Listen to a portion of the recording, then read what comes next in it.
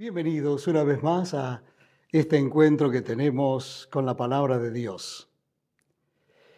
Empezamos en nuestro último encuentro con los 10 mandamientos, una serie de estudios que, como les decía anteriormente, muchas personas dicen, bueno, ¿para qué si esto fue dado como ley al pueblo de Israel? ¿Qué nosotros tenemos que ver con esto, no? Y una de las cosas que yo le decía a ustedes era que la importancia de los 10 mandamientos es que Dios los escribió para su pueblo y nosotros somos su pueblo.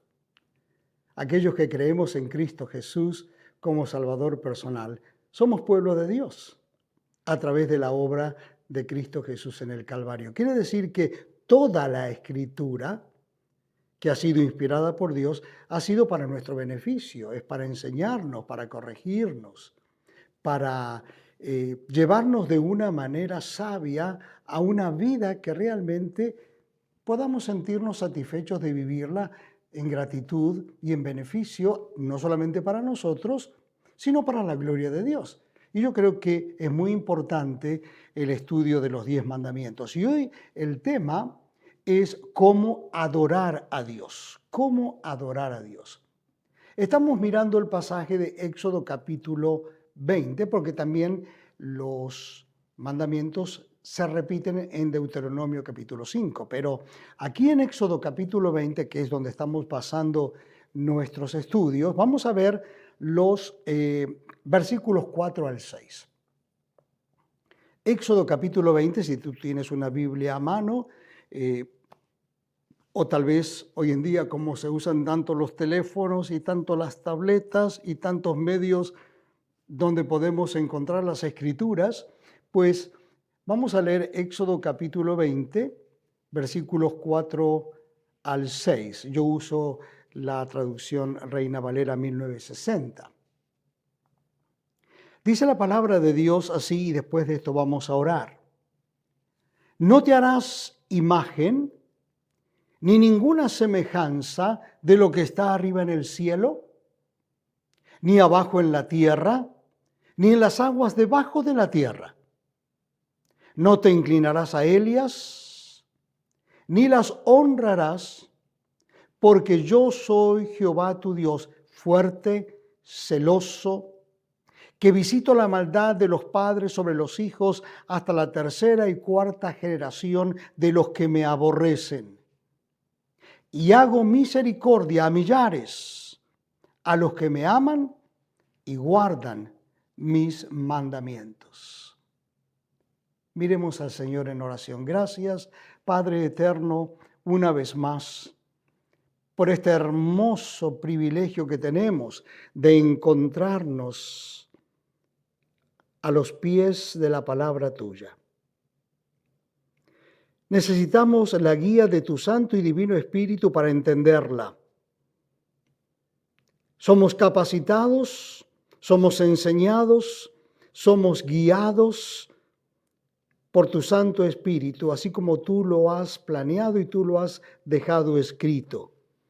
Y has puesto en nosotros la presencia tuya a través del Espíritu para poder hablarle a nuestro espíritu y entender todas las cosas. De otra manera no lo podríamos hacer. Porque la Escritura no es algo de interpretación privada.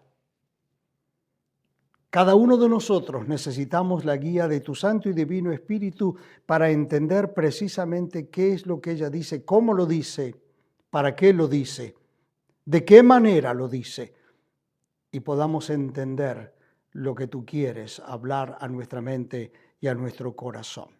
Padre eterno, guíanos en el estudio de esta tarde para que podamos, Señor, seguir adelante en este proceso de los 10 mandamientos. Te alabamos y te bendecimos y te damos gracias. Amén. ¿Qué es lo que encontramos en los 10 mandamientos? Nos hacíamos esa pregunta en nuestro primer encuentro acerca de este tema. Bueno, la respuesta es muy simple.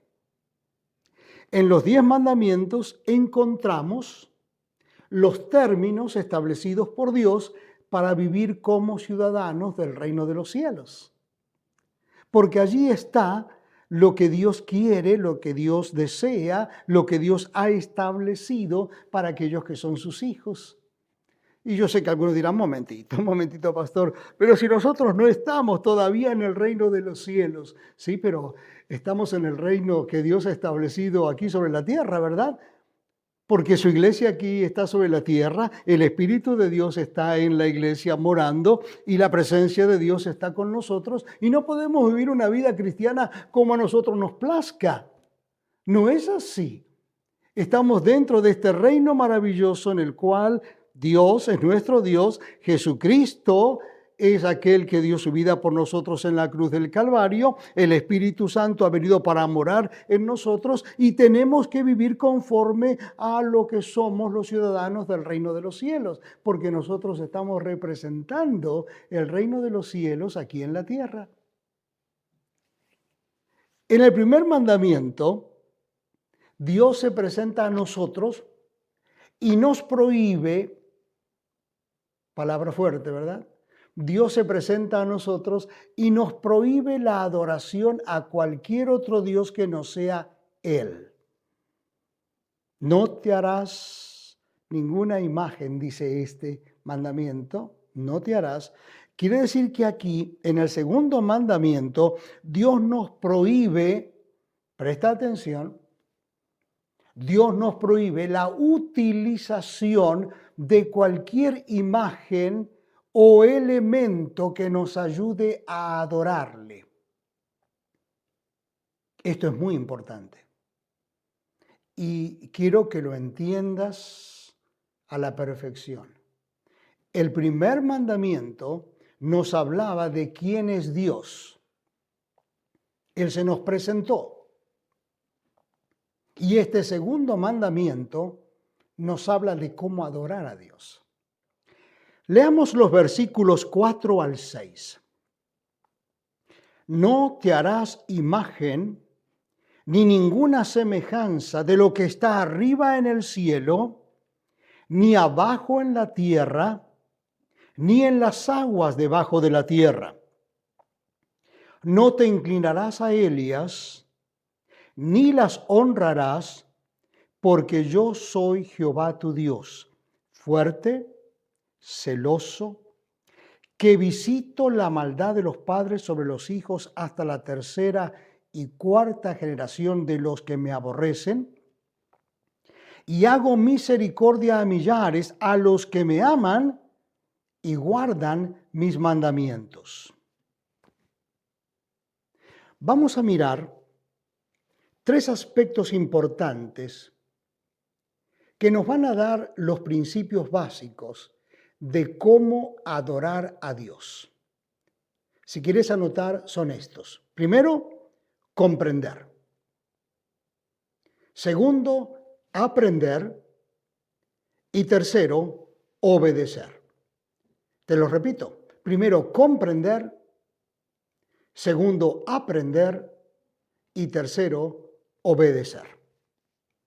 ¿Qué es lo que Dios quiere que comprendamos? Bueno, la verdad explicada está en los versículos 4 y 5 de Éxodo 20. Esta es la verdad. No te harás imagen de ninguna semejanza de lo que está arriba en el cielo, ni abajo en la tierra, ni en las aguas debajo de la tierra. No te inclinarás a ellas ni las honrarás, porque yo soy Jehová tu Dios fuerte, celoso, que visito la maldad de los padres sobre los hijos hasta la tercera y cuarta generación de los que me aborrecen. Dios nos prohíbe que usemos objetos para ayudarnos a verle. Esto no es un invento mío o invento de alguna iglesia cristiana. Esto es lo que la Biblia dice. Esta es la verdad explicada. Ahora, vamos a ver la verdad razonada. Porque siempre en la palabra de Dios encontramos una verdad que está explicada y una verdad que está razonada. Fíjate lo que dice el Evangelio de Juan capítulo 4, versículo 24. Dios es espíritu y los que le adoran en espíritu y en verdad es necesario que adoren. Lo material no puede ayudar a lo espiritual. ¿Te das cuenta? Algo que el hombre ha creado no puede ayudar a ver a su creador. ¿Lo entiendes? Fíjate que hay un pasaje que me llama mucho la atención.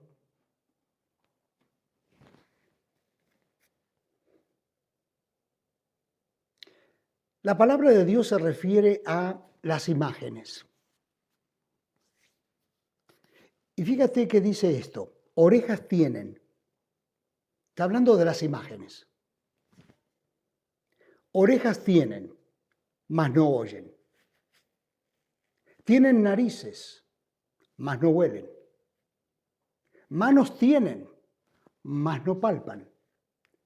Tienen pies, mas no andan.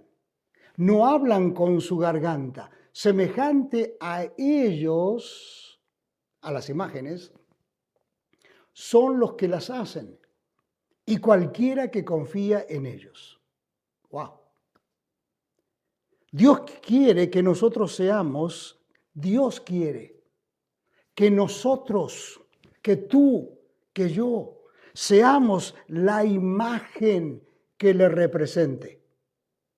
No esas imágenes que hace el hombre, sino que tú y yo seamos una imagen vívida, real, elocuente, que le represente a Él, de lo que Él ha hecho en tu vida, de lo que Él ha hecho en mi vida.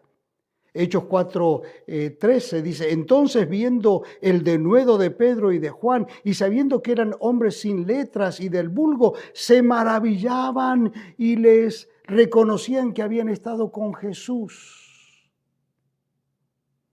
¿Qué imagen de Dios le mostramos a las personas que nos rodean?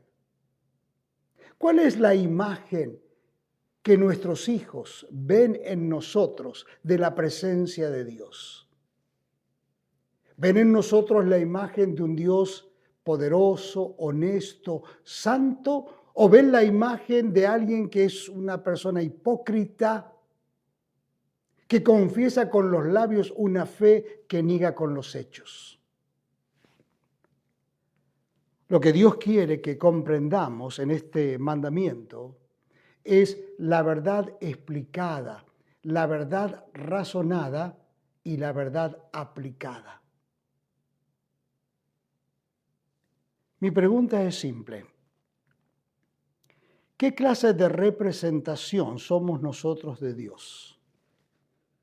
¿Qué clase de imagen somos de lo que Dios es? En segundo lugar, este mandamiento nos habla de lo que Dios quiere que aprendamos. Allí en Éxodo 25 hay una verdad especificada, bien específica. No te harás imagen ni ninguna semejanza de lo que está arriba en el cielo, ni abajo en la tierra, ni en las aguas debajo de la tierra.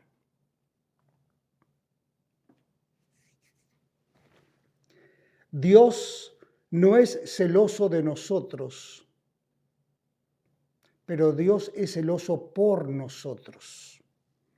No sé si entiendes esta expresión. Dios no quiere que nosotros seamos celosos de nuestros hermanos, pero por nuestros hermanos. En Efesios capítulo 5, versículo 1, dice el apóstol Pablo, sed pues imitadores de Dios como hijos amados. Y el versículo 5 de Éxodo 20 es muy clarito. Nos habla en forma imperativa, ¿te diste cuenta? Nos habla que no debemos de prestar ninguna devoción, ninguna honra a esas imágenes creadas por las manos del hombre, Este versículo nos dice que Dios es fuerte, que Dios es celoso. Y algunos piensan que aquí encontramos una debilidad en Dios, porque encontramos celos y los celos son pecado. Pero la verdad que nos dice este pasaje no es que Dios sea celoso de nosotros, sino que Dios es celoso por nosotros. En otras palabras, Dios se preocupa de nuestro bienestar. Dios quiere que nosotros seamos la persona o las personas que le representemos a Él, que representemos a Cristo Jesús. Así lo entendió Juan el Bautista cuando dice allí en el capítulo 3, versículo 30 de Juan, si no me equivoco, es necesario que Él crezca, pero que yo mengüe. Dios no necesita que tú o que yo tengamos una cadena colgando con una cruz inmensa. No necesita que llevemos una inscripción que diga que somos cristianos. No. Dios lo que quiere de ti y de mí, que reflejemos la imagen de Dios. ¿Cómo? Con una vida de santidad. El tercer punto que encontramos aquí, lo que Dios quiere que obedezcamos. Quiere que obedezcamos su justicia. ¿Por qué? Fíjate que en el versículo 5 dice, no te inclinarás a ellas, ni las honrarás, porque yo soy Jehová tu Dios, fuerte, celoso, que visito la maldad de los padres sobre los hijos hasta la tercera y cuarta generación de los que me aborrecen. ¿Por qué? Porque yo soy Jehová tu Dios, dice. Dios quiere que obedezcamos el mandamiento. ¿Por qué? Porque es hacer la justicia de Dios. Dios es independiente del hombre. En el versículo 6 vemos su misericordia. Y hago misericordia a millares, a los que me aman y guardan mis mandamientos. Dios quiere que le obedezcamos independientemente a las circunstancias. En primer lugar, Dios quiere que le obedezcamos independientemente del hombre. Porque Él dice, yo soy Dios. No hay razonamiento humano, no hay mente humana, no hay filosofía humana que me pueda cambiar el motivo de adorar a Dios. ¿Por qué? Porque Él es Dios. Punto. Dios quiere que le obedezcamos independientemente de nuestra voluntad. Eso lo dice el versículo 6. Algo similar encontramos en el Nuevo Testamento, en la primera carta de Juan, capítulo 5, versículo 2. En esto conocemos que amamos a los hijos de Dios cuando amamos a Dios y guardamos sus mandamientos. Al decir independientemente de nuestra voluntad, quiero significar con esto que si amo a Dios, no es una alternativa obedecerle. Repito, si amo a Dios, no es una alternativa a obedecerle. Tengo que obedecerle. Si lo amo a Dios, le tengo que obedecer. ¿Cuál es la aplicación espiritual? Cuando alguien llega a ser cristiano, se convierte en una nueva persona dentro de sí mismo. Decimos, ha nacido de nuevo, ¿verdad? No es que la persona, como aquel que vino a preguntarle a Jesús, maestro, bueno, ¿qué tengo que hacer para heredar la vida eterna? ¿No? Y no entendió realmente el significado cuando el Señor le dijo, tienes que nacer de nuevo, Nicodemo. ¿Cómo es posible que vaya a entrar en el vientre de mi madre y nacer? Bueno, totalmente imposible, ¿verdad? ¿A qué se refiere un nuevo nacimiento? Se refiere a una persona que se ha reconocido delante de Dios como pecador, a una persona que ha entendido que la obra de Cristo Jesús en la cruz del Calvario es el único sacrificio que le puede salvar, reconoce su pecado y le pide perdón a Dios por su pecado y le dice, Señor, sálvame, necesito que me salves. Porque esa persona por sus propios medios, por su propia habilidad, por así decirlo, no puede salir de esa condición de condenación eterna y pecaminosa. Necesita que Dios obre el milagro de la salvación. Y entonces cuando uno llega a ser cristiano, se convierte en una nueva persona dentro de sí misma. No es más el mismo.